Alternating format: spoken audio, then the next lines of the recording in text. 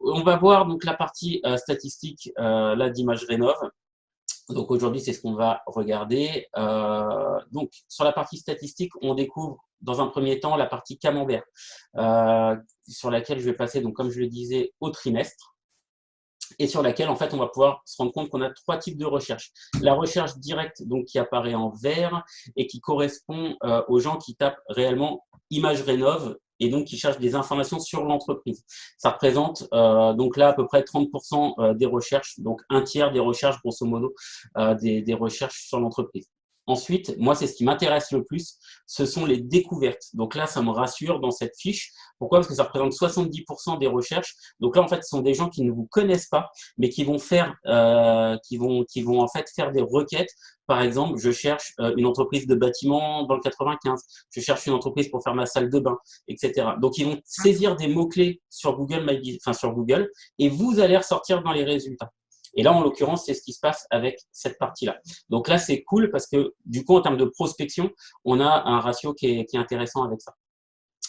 Par marque, c'est souvent une petite partie. En fait, c'est du débordement. C'est par exemple, je vais taper le nom d'une société et en fait, je vais apparaître quand même dans les résultats de recherche. Donc voilà, donc ça représente une part qui est très faible, donc on va pas s'arrêter là-dessus. Ensuite, on va descendre et on va arriver sur une deuxième partie que je vais repasser également au trimestre et qui va nous permettre de voir les types de requêtes qui ont été sélectionnées pour pouvoir apparaître dans les recherches. Alors, c'est pas la partie la plus efficace parce qu'il y a d'autres outils par rapport à ça qui peuvent vous aider pour connaître votre positionnement, référencement, etc.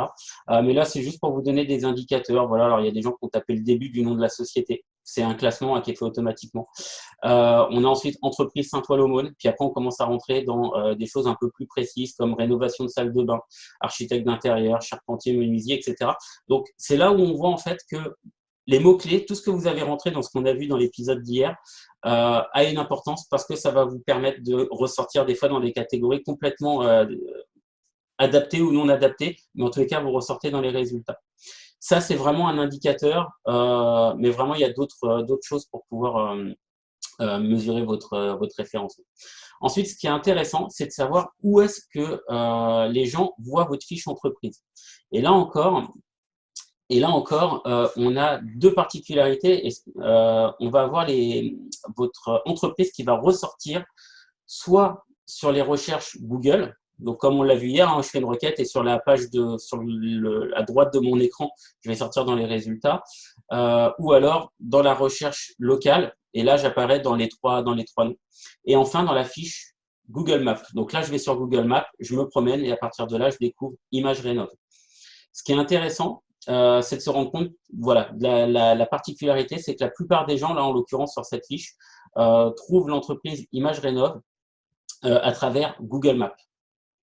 Et là, en fait, l'indicateur qu'il va y avoir, c'est qu'en général, les gens qui vont chercher des entreprises via Google Maps sont des gens qui cherchent du local, sont des gens qui cherchent vraiment une entreprise avec une proximité par rapport à eux, parce que ça les rassure, parce qu'ils se disent bah si j'ai un problème, l'entreprise elle est à côté, donc elle va pouvoir être réactive, etc. Donc vraiment la carte du local, elle est vraiment pertinente là dans les résultats de recherche. Ensuite, autre action. Je surveille juste rapidement, voir s'il y a des commentaires. Non, pour l'instant, il n'y a rien. Donc, autre action, on va avoir la partie donc action client, voilà, sur laquelle on va pouvoir voir que là, les clients, voilà, il y a eu 90 actions réalisées sur le dernier trimestre et on va pouvoir voir les typologies d'actions. En l'occurrence, que quand les gens sont arrivés sur la fiche Google My Business, ils ont lu les informations, mais qu'est-ce qu'ils ont fait en fait? Quelles ont été les actions qu'ils ont réalisées? Est-ce qu'ils se sont barrés ou est-ce qu'ils ont fait quelque chose? Et là, en l'occurrence, on a une partie des gens. On a 70 personnes qui ont été visiter le site internet. Donc, c'est vraiment un outil qui permet de faire de l'acquisition en fait de trafic vers le site internet. Mais pour moi, c'est de l'acquisition assez qualifiée en fait. Pourquoi? Parce que les gens, ils ont fait une requête. Vous êtes tombé dans les résultats. Et quand vous êtes tombé dans les résultats, il y a quelque chose qui a donné envie aux gens d'aller voir plus loin. Ça peut être vos avis clients, ça peut être le résumé de votre entreprise, ça peut être des photos, ça peut être autre chose, tout simplement votre situation géographique.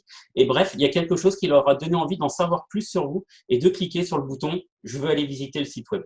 Donc là, ça a généré du trafic entrant qualifié vers le site web. Ensuite, on a des gens qui ont demandé un itinéraire. Donc, il y a des gens, alors, je ne pense pas que dans le cas d'Image Rénov, il y a des gens qui soient allés chez Image Rénov, mais en tous les cas, je pense qu'il y a des gens qui ont voulu regarder peut-être où est-ce qu'ils se situaient par rapport à l'entreprise. Et là encore, je pense qu'il y a une notion géographique de vouloir être à proximité de l'entreprise pour se sentir rassuré, pour gagner en réactivité, etc. Et enfin, et ça, moi, j'aime beaucoup, il y a 13 personnes qui ont décroché le téléphone et qui ont appelé Image Rénov. Donc là, pour moi, encore une fois, on est sur quelque chose d'assez qualifié en termes d'appel. Il y a toujours un petit peu de déchets, ça fait partie du jeu. On peut toujours imaginer qu'il y a quelqu'un qui a demandé un stage, une entreprise qui soit fait prospecter, mais en tous les cas, on a toujours quelque chose d'assez intéressant par rapport à ça. Et ce qu'il faut aller chercher, votre objectif, vraiment, en travaillant votre fiche Google My Business, c'est de pouvoir en fait agir sur ces trois, enfin au moins sur ces deux leviers, c'est-à-dire la visite sur le site web et les appels. Et l'idéal, c'est au moins les appels que les gens décrochent leur téléphone pour passer en communication avec vous. Ensuite, on va pouvoir avoir des indications sur voilà, le secteur géographique. Et là, en l'occurrence, on va voir que comment dirais-je, les gens qui demandent l'itinéraire, qui veulent en savoir plus sur la géolocalisation de l'entreprise, on est encore une fois sur vraiment de l'activité ultra locale. Et donc, bah, voilà, c'est nickel parce que bah, plutôt que d'aller chercher des fois une clientèle très loin, on le sait tous, hein, pour ceux qui sont dans le bâtiment, dans la formation et dans plein d'autres domaines, souvent on va vers Paris parce qu'on se dit c'est là où il y a du business, il y a plus d'argent et tout. Et en fait, des fois, c'est compliqué d'y aller, la circulation, c'est compliqué d'y aller pour le stationnement, etc. Et des fois, travailler en local, il y a du business. Bah là, avec ça, on peut voir que vraiment, il y a un ciblage local qui est hyper important. Ensuite, on va avoir des informations telles que les appels téléphoniques. Donc là, on va pouvoir, pareil, voir quels sont les jours de la semaine qui ont généré le plus d'appels. Donc, en général, sur les 13 appels, on va pouvoir descendre en fait d'un cran au niveau de la hiérarchisation des informations. Et on va pouvoir voir qu'il y a eu 5 appels le mardi, 5 appels le vendredi et 3 appels le samedi. Donc, grosso modo, les clients de Frédéric, ils appellent majoritairement, depuis Google My Business, hein, j'entends, le mardi, le vendredi et le samedi. Et en général, c'est quand même un bon indicateur de votre activité. C'est-à-dire que les informations que vous allez avoir là, en général, elles reflètent les jours où vous êtes le plus au téléphone. Les vues sur les photos, on ira voir les photos après. Ce qui est intéressant, là encore, c'est de voir comment on est positionné par rapport à la concurrence. Gardez en tête que vos concurrents ont aussi une page Google My Business pour la plupart, et bah, ça dépend comment ils travaillent tout ça. Je les ai niqués. Tu les as niqués, c'est le cas de le dire. Donc, effectivement, là, on voit des chiffres, mais bon, en fait, il y a une synthèse qui est faite en bas, effectivement, qui indique que vos photos, donc les photos d'Image Rénov de Frédéric en l'occurrence, enregistrent 72,5 de vues en plus que les établissements similaires, donc que ses concurrents finalement. Néanmoins, voilà, on vous conseille de mettre plus de photos pour garder une longueur d'avance. On a une répartition des photos. Gardez en tête que les clients peuvent mettre des photos, mais que vous aussi, vous pouvez mettre des photos. Et donc aujourd'hui, voilà, on a une partie donc en bleu qui représente, voilà, on a 26 photos qui sont des photos du propriétaire, donc qui sont mises par Frédéric directement, et 105 qui sont des photos mises par les clients. Je vais être honnête avec vous, le chiffre il est un petit peu biaisé puisque les 105 photos, c'est moi comme RS qui gère la page et qui est intégré avec Frédéric les photos. Ce qui compte en tous les cas, c'est qu'il y ait des photos et que celles-ci elles soient bien publiées. Voilà, ici on a des établissements similaires. On a vraiment, voilà, on a vraiment une belle longueur d'avance par rapport à ça. C'est normal, Voilà, la longueur. l'idée à travers cette partie-là, c'est pas de s'attarder sur les graphiques, c'est juste de vous montrer ce que vous pouvez avoir comme information d'analyse, comme données analytiques pour pouvoir orienter les choses, orienter votre business et éventuellement voir si ce que vous faites, ça génère de la progression, comment vous vous placez par rapport à vos concurrents et puis bah, du coup, vous donnez aussi envie de continuer à œuvrer par rapport à ça. Est-ce que vous avez des questions? A priori, non. Ah, j'ai un commentaire, je regarde ce que c'est. Corrélation entre référencement Google My Business et référencement des sites. Très bonne question. C'est qui? C'est Emeline. Donc, en fait, la différence entre les deux, c'est que le référencement de votre site, on va avoir deux manières de référencer votre site. On va avoir ce qu'on appelle le référencement naturel. Pour faire très simple, et on pourra faire une thématique là-dessus, pour faire très simple, ça va être des mots-clés, des expressions clés qu'on va intégrer dans votre site, plus d'autres actions qui vont permettre de vous faire ressortir dans les résultats de recherche naturels. Ensuite, on va avoir le référencement du site qui peut se faire aussi par ce qu'on appelle le référencement payant, Google Ads ou l'ancien nom Google AdWords. Et à partir de là, en fait, on va payer pour avoir de la publicité, pour diffuser des annonces qui vont renvoyer du trafic vers votre site Internet. Donc ça, c'est vraiment les actions de référencement traditionnelles et qui fonctionnent très bien. Avec Google My Business, on va pouvoir en fait avoir d'autres actions complémentaires de référencement. Il faut bien garder en tête que ce sont des actions complémentaires. Et on va agir sur deux parties principalement, à savoir le référencement naturel à travers des actions comme sur vos infos. J'y arrive. Voilà, les activités que vous êtes capable de réaliser, et également une partie ici de présentation sur laquelle on va vraiment pouvoir mettre des mots-clés et à partir de là, on va pouvoir optimiser son référencement naturel. L'autre action qu'on peut avoir avec le Google My Business, c'est aussi du référencement local. On va dire que c'est une troisième typologie de référencement en complément, en parallèle même du référencement naturel, du référencement payant. Il y a aussi le référencement local. Pour vous imager un petit peu la chose, je vais vous montrer des différents exemples. Par exemple, si je cherche un menuisier, Sergi, hop. Voilà, je vais avoir en fait ici un résultat de recherche qui va être un résultat de recherche local. Donc là, en fait, on est sur des gens qui ont fait des actions pour du référencement local. Ils apparaîtront ici sur une page Google. Ensuite, je vais avoir du référencement naturel. C'est tous les résultats qui vont apparaître en dessous et tout ce qu'on va retrouver en général sur l'ensemble des pages.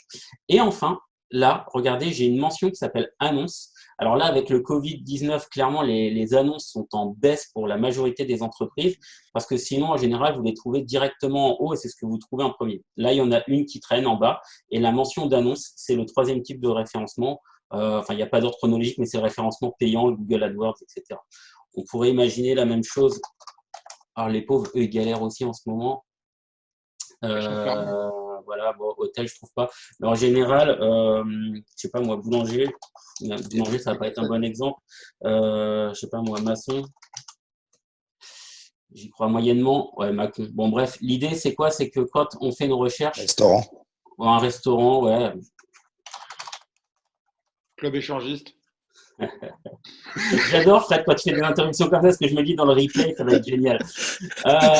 Bien joué. Donc, voilà. Donc, du coup, les annonces, c'est vraiment ce qui va apparaître pour le référencement Google Ads, Google AdWords.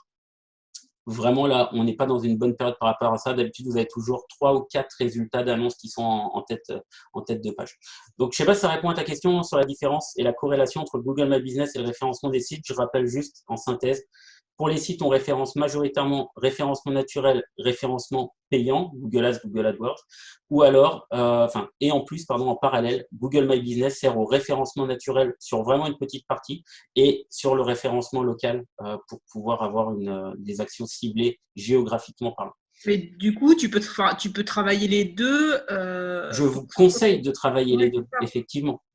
Mais là, les résultats que tu nous as montés, les statistiques, sont uniquement liés au travail fait sur la fiche Google My Business. On est exactement. Exactement. Ah ouais, exactement. Ah ouais, c'est tout à fait ça. Là, on est dans l'environnement Google My Business. Tout ce qu'on voit là, c'est les résultats de Google My Business. Voilà, parce qu'effectivement, tu connais les outils chez nous et du coup, c'est vrai que tu vois le nombre d'appels, etc., ou les secteurs d'entrants, etc., sont très similaires. Donc, c'est pour ça, à un moment donné, ça m'a… Je vais vous montrer un autre établissement, un bar. Voilà, donc déjà, regardez, en fait, là, on est sur un commerce. Donc déjà, les nombres de recherches sont vraiment supérieurs. Bon, alors là, les chiffres se pètent un petit peu la tronche parce que forcément, vous l'imaginez bien que le bar en ce moment est fermé. Mais au niveau des statistiques, en tous les cas, voilà, on va avoir des nombres de recherches qui sont beaucoup plus importants. Et là, voilà, on a un autre exemple en fait de travail sur le référencement local. Où là, voilà, le bar, il a été trouvé 14 000 fois parce qu'il y avait des gens qui étaient dans le secteur et qui cherchaient un bar pour boire un café ou quoi que ce soit. Et voilà, ou un tabac. Donc là, voilà, là, on a les mots clés, voilà, tabac, bar, PMU, etc. Et à partir de là, on a les résultats de recherche. Et là, encore une fois, on a des statistiques, etc. Donc, selon votre activité, vous allez forcément avoir des actions qui vont être complètement différentes et des résultats qui vont être complètement différents. Donc, ce qu'il faut, c'est analyser en fait vos besoins, votre cible, votre audience et mettre des outils en place par rapport à ça. Et du coup, les résultats, notamment les requêtes, sont super utiles à utiliser pour après les rebasculer sur le référencement, en l'occurrence naturel, à l'intérieur du site. Oui, il peut y avoir effectivement des corrélations et au moins sur, je pense, allez, on va dire les 3-4 premières requêtes qui forcément vont être des indicateurs par rapport à ça. Et encore une fois, je vous invite à aller chercher sur le trimestre pour avoir quelque chose de beaucoup plus large. Et là, voilà, on va voir que la majorité des requêtes sont les bars, tabac, Bourget du Lac. Donc là, en fait, là, on a un mot-clé. Et ici, on a une expression clé, c'est-à-dire un cumul de plusieurs mots. Là, en l'occurrence, c'est une thématique, le tabac, associé à une notion géographique, le Bourget du Lac. D'accord. Voilà. Ça répond à ta question, Adeline? Oui, parfaitement. Ok. Alors, du coup, on va aller sur la partie photo. Je pense pas qu'aujourd'hui on verra la partie service. C'est pas grave, hein, on aura d'autres thématiques. On pourra le faire demain ou je le ferai demain si vous n'êtes pas dispo et je le mettrai en replay. Donc ici, alors je vais reprendre la fiche de Frédéric parce que pour le coup, image rénov. Hop.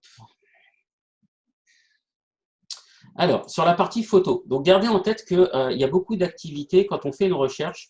Par exemple, si je cherche, je ne sais pas moi, un plombier, il y a des gens en fait qui vont être intéressés par voir aussi des images.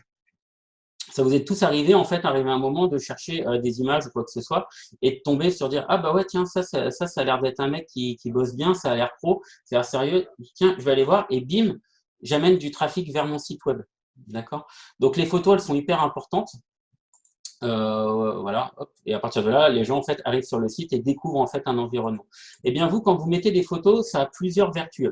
La première, ça vous permet déjà de donner un aspect graphique, on va dire, à votre visibilité sur Google My Business. Ça permet de rassurer les gens parce que ça leur permet de voir des créations. Parce que c'est bien de dire que tout le monde est content parce qu'ils vous ont laissé plein d'avis, etc., que vous bossez, que vous êtes le meilleur du monde. Mais déjà, de voir des réalisations, c'est autre chose parce que bah, clairement, on va avoir tendance à montrer ce qu'on sait faire, quoi. Et clairement, quand on voit des réalisations comme ça, bah, pour la plupart des gens, ça va les rassurer. D'accord. Donc, à quoi ça sert en fait? Ça va permettre déjà d'une de donner une image à votre entreprise avec votre logo. Vous avez vu quand vous arrivez dans l'espace ici, vous allez pouvoir intégrer votre logo et une image de couverture. Si je vais sur Image Rénov pour vous donner un aperçu de ce que ça donne. Voilà, Image Rénov, vous avez en fait votre logo qui apparaît ici à droite du nom, mais votre photo de couverture n'apparaîtra pas toujours. Ça, Google le stipule dans ses conditions d'utilisation. Votre image de couverture ne sera pas toujours mise en première ici. Ça, c'est un peu aléatoire, c'est un peu Google qui choisit. Ensuite, on va avoir toutes les photos que vous allez mettre. Donc, on peut mettre autant de photos qu'on veut. On peut mettre aussi des vidéos courtes, hein, à peu près 30 secondes. Et ce qui est bien, c'est que vous allez pouvoir voir rapidement, en fait, en un seul coup d'œil, depuis combien de temps votre photo elle a été mise et puis combien de personnes l'ont vue. Et forcément, en général, plus vous allez descendre dans le temps et plus vous allez vous rendre compte, en fait, qu'il y a des photos, voilà, par exemple, celle-ci qui a été vue 2015 fois, enfin 2150 fois, pardon, etc., etc. Donc, vraiment, ça va rassurer les gens et ça va vous permettre, encore une fois, de garder en visibilité. Je vais vous donner une petite astuce pour les photos. Quand vous avez des photos, n'hésitez pas à aller modifier ce qu'on appelle les données EXIF. Alors, je vais essayer de trouver une photo rapidement. Voilà. Tiens, cette photo-là, on s'en fiche, elle est très bien. On va juste l'ouvrir. Alors, je voudrais la trouver dans le dossier principal. On va aller là. Je prends une image au hasard. Attention, David, aux photos que tu vas nous montrer. Comment? Attention, David, aux photos que tu vas nous montrer. Ouais, non, il n'y aura rien de particulier. Vous risquez d'être déçu dans ces cas-là. Volet de détail. Voilà. En fait, sur votre écran ici, vous avez sur votre navigateur un outil qui s'appelle volet de détail. Quand vous êtes sur votre photo. Et en fait, ici, vous allez pouvoir modifier ce qu'on appelle des données EXIF. Et donc, vous allez pouvoir en fait ici rajouter des mots-clés. D'accord. Donc, vous pouvez faire ce que vous voulez. Hein, ici, vous pouvez rajouter des mots-clés, etc. Vous pouvez indiquer le nom, vous pouvez mettre un commentaire dans lequel… Et en fait, là-dedans, vous allez pouvoir glisser des informations, le nom de votre boîte, des mots-clés, etc. Alors, c'est un travail qui est assez long et fastidieux. À la fin, vous allez l'enregistrer. Mais gardez en tête que quand vous allez arriver sur Google et que vous allez rajouter une photo, Donc, en fait, c'est assez simple, hein. Hop, vous prenez ici, vous allez chercher vos photos et à partir de là, vous les intégrez. Google, il va lire les données EXIF de vos photos. Et donc, tous les petits mots-clés que vous allez intégrer en faisant cette action qui va prendre 1 ou 2 minutes à chaque photo, ça va permettre de rajouter des mots-clés cachés aux yeux de la plupart des gens, mais que Google va prendre et va interpréter et va pouvoir les associer à votre fiche, à votre métier et encore une fois, vous aider à vous faire ressortir dans les résultats de recherche. Donc, prenez ce temps. C'est vraiment un travail un petit peu fastidieux qui n'est pas sexy de prendre les photos une par une, mais plutôt que de miser sur la quantité, misez plutôt sur la qualité et allez remplir ces petites données EXIF de vos photos pour vraiment optimiser votre potentiel là-dessus. Si je comprends, j'ai une question. Oui. Si je comprends bien, c'est au lieu que la photo elle ait un nom avec un numéro, on va mettre par exemple si c'est la vue je sais pas, d'une salle de bain faite dans telle ville, tel jour, tel machin. On rajoute du texte. Ça va un petit peu plus loin que ça. Toi, tu parles en fait du nom du fichier. Donc, ce qu'on va voir ici, là. D'accord? Le blabla qu'on va voir là.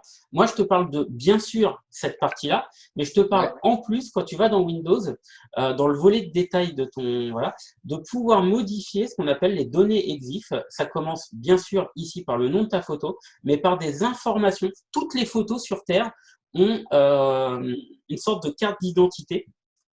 Et à partir de là, vous allez pouvoir rajouter des notions géographiques, des notions techniques, des mots-clés, le nom de votre entreprise, dans des champs comme ici la partie mots-clés, comme des champs comme le titre de votre photo, l'auteur, parce que vous pouvez rajouter votre nom, des commentaires. Là, vous allez pouvoir mettre du blabla sur chacune des photos. Et à partir de là, enregistrer cette partie-là. Et en fait, tout ça, ce sera rattaché à votre photo, mais ce ne sera pas visible. Par contre, Google, lui, le robot, quand il va analyser votre photo, il va le voir. Et comme il va le voir, il va l'indexer d'une certaine manière. Je peux poser une autre question? Oui, vas-y. Donc, idéalement, on va prendre l'exemple d'une photo d'une salle de bain. Si je suis bien le raisonnement, dans le mot-clé, je vais au minimum parler de rénovation, je sais pas, de salle de bain, rénovation de salle de bain et autres. Ouais. Dans l'auteur, autant mettre le nom de l'entreprise qui diffuse. Mmh. Et dans le commentaire, c'est à la limite d'expliquer ce qui a été fait. Exactement. Et en fait, ça correspond à combien de pourcentage de réussite supplémentaire par rapport à quelqu'un qui ne le ferait pas? Alors, c'est une très bonne question et je n'ai pas la réponse en fait, parce qu'il n'y a pas de statistiques, j'en ai pas trouvé en tous les cas par rapport à ça. Par contre, ce que je sais, c'est que, comment dirais-je, je reçois juste un petit message, voilà. Ce que je sais, c'est que Google, quand il va me prendre une photo, il va vraiment aller regarder toutes les données de la photo. Et ces données EXIF, en fait, elles ont un impact, certes à faible échelle, mais multiplié par une quantité de photos, comme toi c'est le cas, qui vont au bout d'un moment permettre de ressortir dans les résultats. Un exemple tout bête. Je reviens ici. David, j'ai une question après. Ouais, pas de problème. Qu'est-ce qui fait que ces photos, elles apparaissent ici, selon vous? Tout simplement parce que dedans, j'ai des mots-clés. Alors, effectivement, regardez ici, j'ai un plombier, donc je retrouve mon mot-clé, mais ils ont été malins. Ils ont rajouté le terme travaux.com. C'est le nom du site qui est rattaché ici. Et en le mettant, en fait, dans le nom de la photo, forcément, ça a eu un impact, puisque quand j'ai cherché un plombier, les mots-clés qui étaient là m'ont permis de faire ressortir ma photo dans les résultats de recherche. Et potentiellement, quand je vais cliquer là, je vais générer du trafic vers, voilà, je cherche un plombier, à partir de là, on y va. On sait très bien que tout ce qui vont être les personnes qui cherchent des photos pour mettre sur leur site web, etc., ils ne vont pas aller les chercher là, parce qu'on ne peut pas prendre les photos de Google, des résultats de Google pour mettre sur son site web, pour mettre sur une communication, etc. Il y a des banques d'images qui sont faites pour ça. Donc, les gens qui vont aller chercher par des photos, c'est parce qu'ils ont une recherche bien précise et potentiellement, on va acquérir en fait du trafic par rapport à ça. Oui, ça répond à ta question d'abord, Frédéric? Yes. D'accord. Pascal, je crois, c'est… Ouais. Je ne sais pas si on m'entend bien. Oui, juste une question. Moi, des fois, je reçois un truc comme quoi j'ai une photo sur Google qui a été vue X fois. Bravo, vous avez réussi. Votre photo a été vue X fois. Bon. Oui. Eh ben, je me posais la question, est-ce que si j'avais rentré dedans ces données-là, ça aiderait au référencement de mon Google My Business, enfin tout ça, quoi? Il n'y a pas d'outil, encore une fois, qui le mesure. Maintenant, Clairement, ça aide. Coûte pas grand-chose de le faire, ça demande à quelques secondes, quelques minutes, mais quoi qu'il arrive, oui, ce sera forcément des champs, ce sera forcément des mots, ce sera forcément des données en fait qui seront interprétées par Google. Et Google, quand on lui pose ne serait-ce que du texte, de la vidéo, des photos ou autre chose, il va analyser tout le fichier. En fait, lui, il va pas lire une photo comme nous on la voit, c'est-à-dire il va pas voir une image. Lui, en fait, ce qu'il va voir, c'est du code. Et donc, dans le code, il va retrouver tous les mots-clés que vous allez avoir intégrés dans vos exifs. Et donc, votre photo, en fait, au final, je dis n'importe quoi, mais si je m'amusais à faire, ça, voilà, en gros, ma photo, là, voilà, Google, c'est ça, lui, qui lit. Je ne sais pas si vous voyez bien à droite, mais c'est tout ce code-là. C'est que du code. C'est que du code, d'accord. C'est génial. C'est génial. Là, ce que tu viens de donner là sur les photos, c'est extraordinaire. Voilà. Aujourd'hui, en fait, la photo, là, regardez, si vous regardez bien, elle s'appelle image JPEG BAS64. Voilà. C'est un nom, entre guillemets, de photo qui n'est pas terrible. Si là-dedans, je rentre des mots-clés, il y a un moment ou un autre, Google, quand il va l'interpréter, il va voir qu'il y a des mots. Et à un moment, en fait, comme il va placer ça dans des champs, il va faire ressortir l'info et il va dire bon bah tiens, ça c'est une photo de plombier, ça c'est une photo de magicien et machin, et à partir de là je vais la faire ressortir. Gardez toujours en tête que voilà, quand je tape un mot clé, encore une fois je vais taper magicien. Ouais, bah arrête. Non mais c'est pas grave. Quand je cherche magicien, j'ai ces résultats. Comme sur Image Rénov. Qu'est-ce qui fait Bien joué, Frédéric. Qu'est-ce qui fait que eux ressortent et que toi tu ressors pas? Bah eux en fait, il y a plein de paramètres et ce n'est pas uniquement ceux que je vous ai évoqués, c'en est plein d'autres. Mais ceux-là en font partie et à partir de là ils arrivent ici. Et il y a plusieurs moyens de chercher à être dans les premiers résultats de recherche. C'est top ce que tu es en train de nous dire là, c'est top. Bon, et ben écoute, merci. Alors. Je fais un petit point, quelques secondes. La réunion, elle doit s'arrêter parce que Zoom nous offre que 50 minutes de réunion. Moi, la réunion, elle devait durer 30 minutes. Elle a débordé. J'en suis super content parce que ça veut dire que vous avez des questions et que le sujet vous intéresse. Dans 5 minutes, elle va couper. Donc, je ne vais pas attaquer un sujet sur les services tout de suite parce que je risquerais de ne pas pouvoir le terminer. D'accord. Donc, ce que je vous propose, c'est déjà, si vous avez d'autres questions, de me les poser. Aujourd'hui, on aura vu les statistiques et la partie photo. Je voudrais juste aller sur un point sur les photos. C'est la partie vidéo. Gardez en tête que le contenu vidéo, aujourd'hui, c'est un contenu qui a le vent en poupe et qui est de plus en plus utilisé par les gens. Donc, n'hésitez pas en fait à mettre des vidéos. Ce sont des courtes séquences, des séquences de 30 secondes maximum et de mémoire 100 mégas maximum. Donc, c'est vraiment de la petite vidéo. Mais quand vous avez une vitrine, quand vous faites des réalisations, etc., n'hésitez pas avec votre smartphone. Vous prenez votre smartphone, vous faites une petite vidéo comme ça, une petite balade, et à partir de là, vous pouvez en fait les intégrer là-dedans pour, encore une fois, créer du contenu pour votre page Google My Business. Voilà. Est-ce que vous avez des questions par rapport à ça? Non. Non. Bon, je me rends compte, moi je le sais, mais en tous les cas, je me rends compte qu'il y a plein de choses encore que je peux vous montrer par rapport à cet outil. Et j'espère et je pense que vous vous rendez compte surtout que l'outil Google My Business, qui paraît assez insignifiant au départ, a vraiment plein de fonctionnalités, plein d'outils complètement gratuits que vous pouvez gérer vous-même, ou alors confier à une super agence de com, mais ça, c'est pas le sujet d'aujourd'hui.